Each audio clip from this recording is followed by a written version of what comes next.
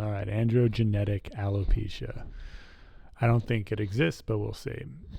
So I'm deferring to some of the medical authorities for definition. See what we're working with here. So it says, so the American College of Osteopathic Dermatology says that androgenic alopecia is a disorder primarily determined by a genetic predisposition for hair follicles to have an excessive response to androgens. Now, because I'm an idiot, I had to look up androgen. So an androgen is a group of hormones that mainly trigger the development of male physical characteristics. Wikipedia says andro comes from man, and it's a natural or synthetic steroid hormone that regulates the development and maintenance of male characteristics in vertebrates by binding to androgen receptors. Okay, so back to the definition here. All right, so this excessive response leads to a progressive response to the androgens, the male steroid hormone things. It's a progressive shrinking of hair leading to transformation of terminal hairs to vellus hairs. In males, hair loss presents primarily in the frontotemporal and vertex regions of the scalp. No duh. All right, blah, blah, blah, blah, blah. So let's see what the Brits have to say. They're smarter than us. Supposedly. So it says here that they call it male pattern hair loss is the most common type of hair loss in men. It's also known as androgenic alopecia. Use the same term, and it can affect men of any age. That's interesting.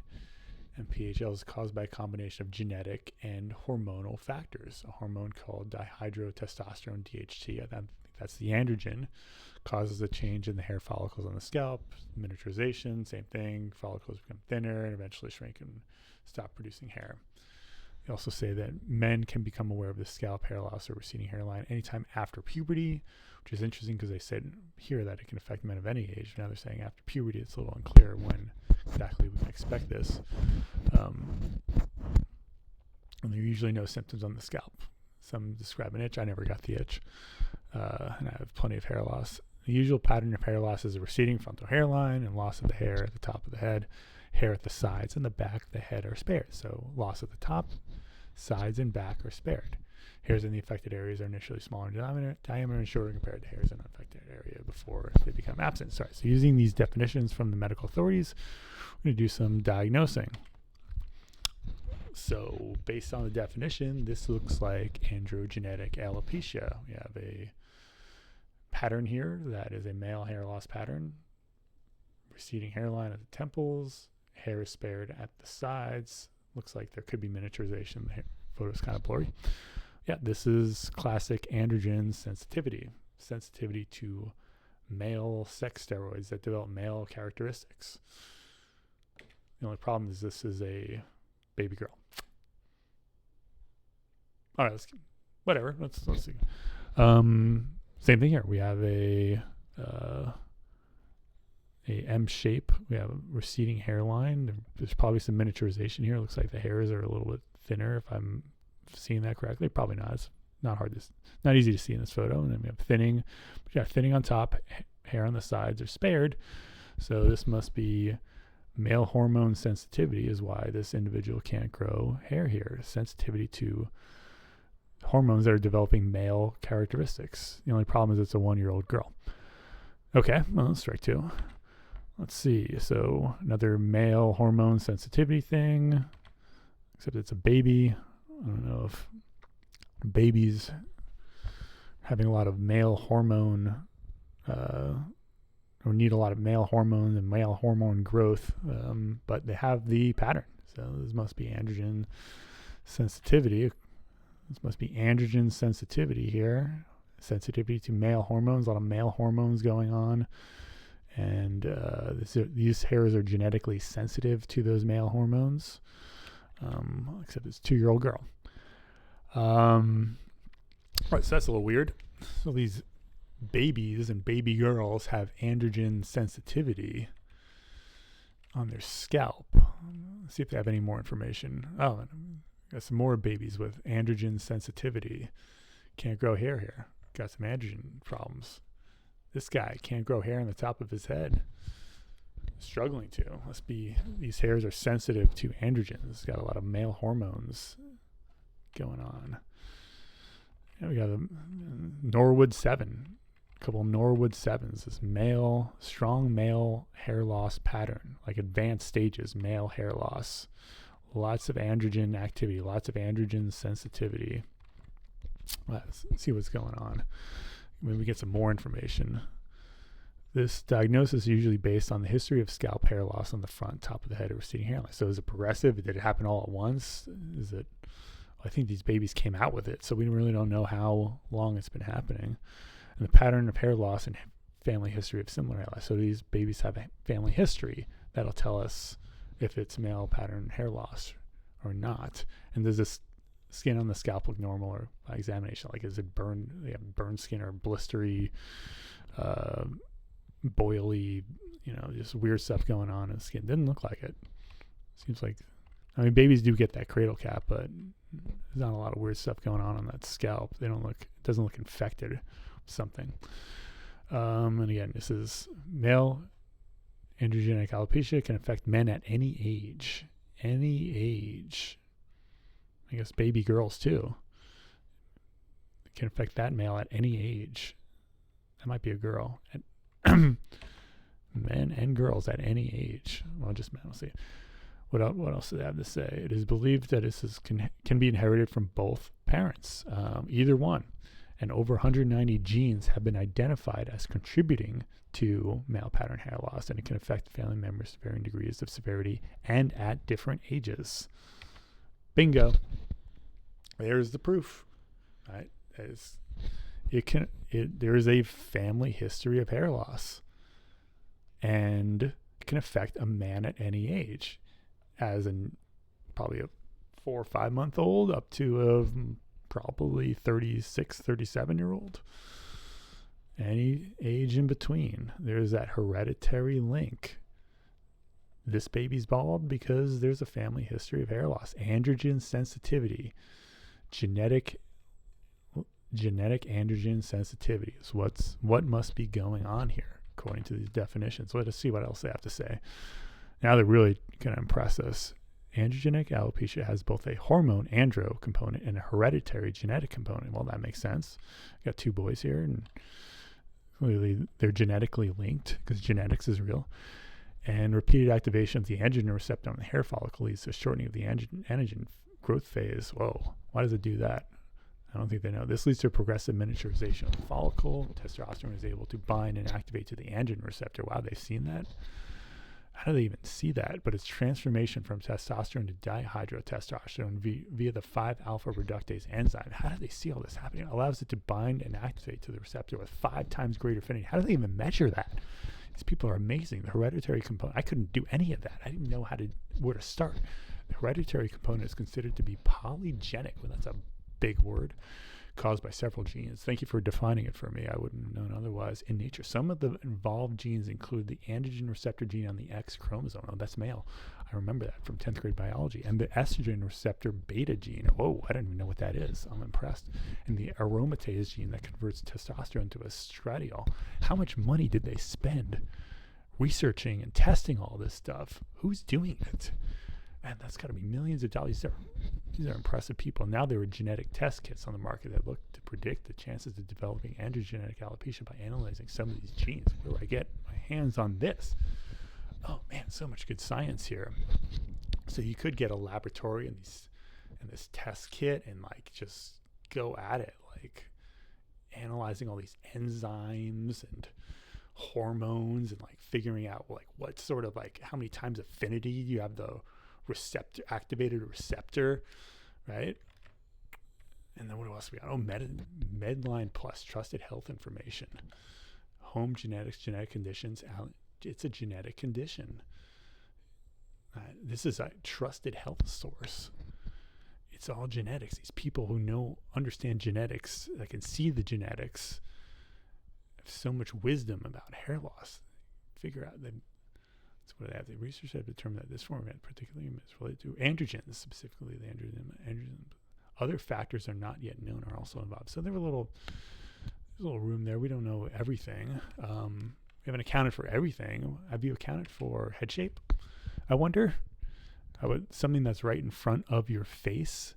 Just look at people's head and look at their hair growth patterns, and maybe you'll make a connection. Maybe you don't have to go into the lab and spend millions of dollars activating enzymes and measuring their affinities or whatever. Just look at people, look at humans, and look at their heads and see how their hair is growing. It seems pretty obvious what's going on. When you have a flat forehead like this as an infant or as an adult, you grow hair on your head. You grow a hairline. When you have a giant bulbous head with a long, bulbous, curving forehead, then you can't grow hair very well. When you have a bulbous forehead, a round, bulbous, like bubble forming on your forehead, you do not grow hair very well here.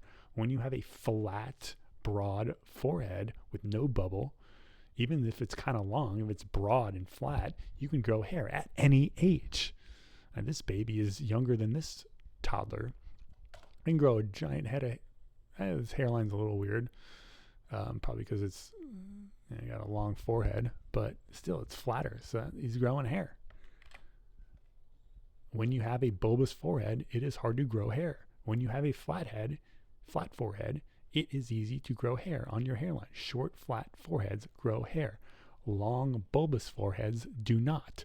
There are arteries here that deliver blood to this area. On a bulbous forehead, they have to stretch a lot to get there. Right? They don't have to stretch very much here. It's just a straight shot. Bam, feed the hair, blood. Bam, feed the hair, blood.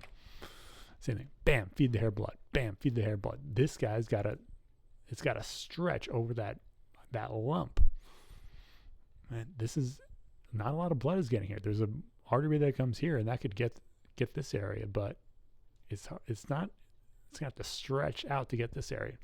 Not happening. And it's true for adults. Every type of human, babies, adults. Who's got hair? The guy with the flat forehead. Who doesn't? Well, he has hair, but he's struggling to grow hair here because he's got a round forehead that looks like it's bulging out a little bit. Flat foreheads grow hair. It's not androgen sensitivity. It's not affinity for being receptive to 5-alpha reductase enzymes or whatever. It's flat foreheads. The evidence is right in front of our faces.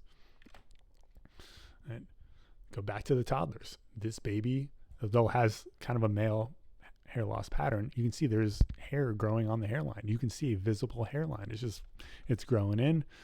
The baby's developing, but you can see the hairline is a strong hairline growing in. This one is probably a little bit older, can't grow hair on the hairline because of this bulbous round forehead.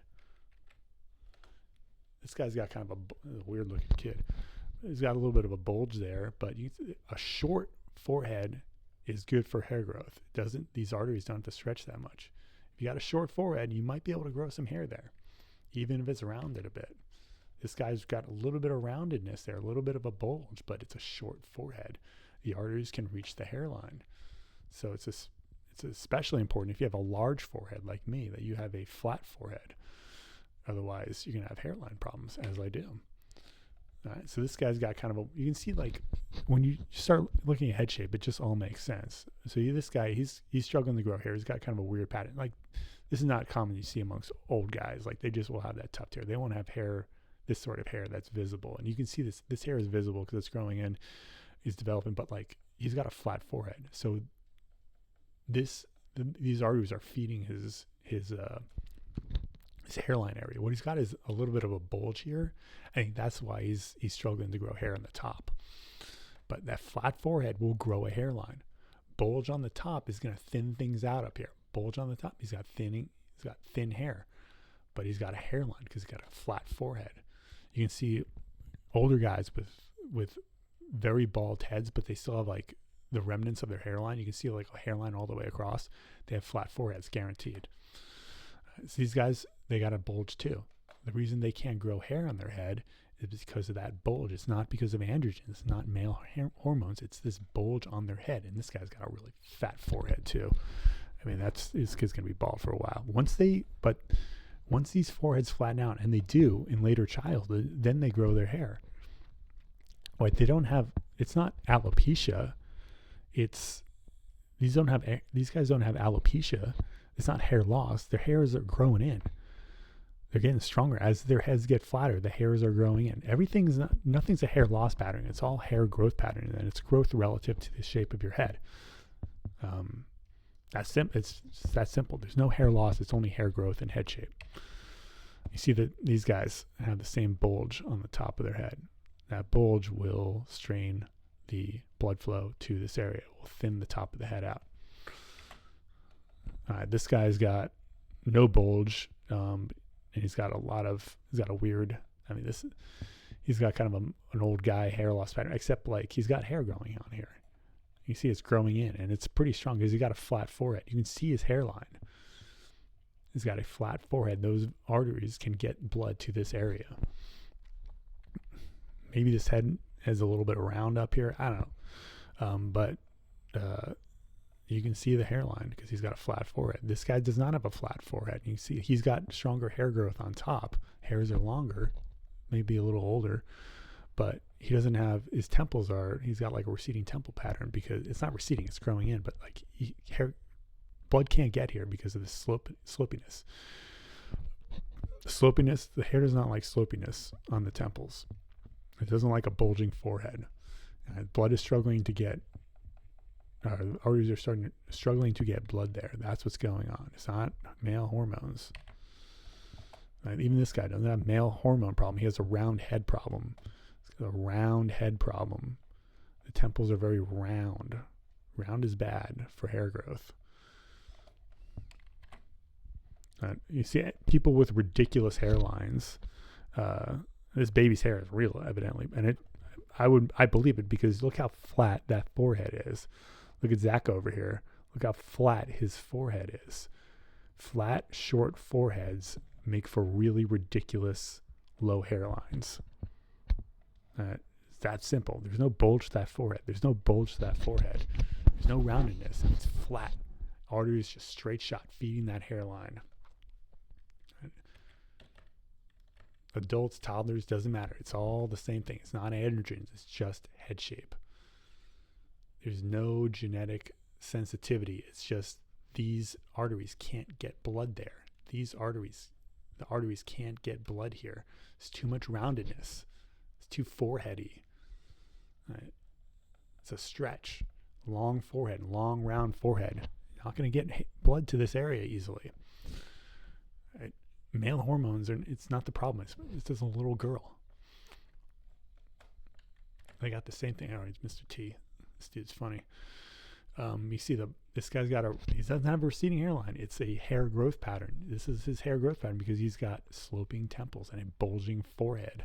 Once his head flattens out, the top flattens out, the forehead flattens out, this hairline area flattens out, he's going to grow hair in those temples. He's got a head shape problem. He doesn't have a hair loss. It's not hair loss. No such thing as hair loss. The dude does not have an androgen problem. The baby girl does not have an androgen problem. She's got a bulging forehead problem. She'll grow into it. Man, that's such a weird looking kid. And that's just a classic male pattern hair loss. Big receded temples. They're not receded. They're growing in. It's just it's a growth pattern. She can't grow hair here because it's a giant forehead. And you see these weird lumpy heads on old people too. Lumpy heads do not grow hair very well. Lumpy heads do not grow hair very well. It creates a blood flow issue. Flat forehead, you can grow hair. It's just so obvious with everyone. This guy's got kind of a round forehead, and he doesn't have like a Zac Efron type hairline, but he's got his forehead short enough he can get blood there, and that the top of his head is pretty flat, so he's got good blood delivery to the top of his head. This guy is interesting. This is another, like, you can see the hairline visibly because he's got a short, flat forehead. That hair is growing in stronger than this hair. Probably there's some weird shape here that we can't see from this angle. I mean, this looks a little flat, and maybe that's a little lumpy, but short, flat foreheads get blood to the hairline area. These scientists just, the person, individual after individual, human after human coming in. They don't just analyze the head shape. And this is probably what they used to do. We're just getting lost in the science here in society. Oh, look at all this technical stuff. It's just like the answers are right in front of your face. It's what the natural philosophers saw. They looked at the heavens, they looked at the earth, they made connections. They saw, they observed, right? They just made observations. And a lot of this stuff is just obvious. It's probably the same is true for other diseases. Here's Boom Boom. This is mine. This is my girl. So you see, this is a girl. Not an androgen problem. That's not why she can't grow hair here or here. It's this giant bulbous forehead. These arteries that are developing can't get blood to this area. Once she grows into her head, her skull grows a little more, flattens out, then there will be growth in this area. The arteries will be able to deliver hair there. It will happen naturally for her. For me, it won't. I have to figure out a way to flatten my forehead back out and get her to get blood there again. So anyway, that's why I don't think, for these reasons, I don't think androgenic alopecia exists. Right? Recap. If it's androgenetic, right? So androgens, male hormones, that's not the problem if it's a baby girl. And then it's not genetic. I mean, it could be genetic, but like, I guess I can't really prove that. I think it's just inherited or natural skull shape. It could be genetic, could just be the energy of the organism, who knows. And then alopecia, it's not hair loss, it's hair growth. My daughter does not have hair loss. She's not losing hair. It's just, it's growing in this pattern because of the shape of her head. It's a hair growth pattern.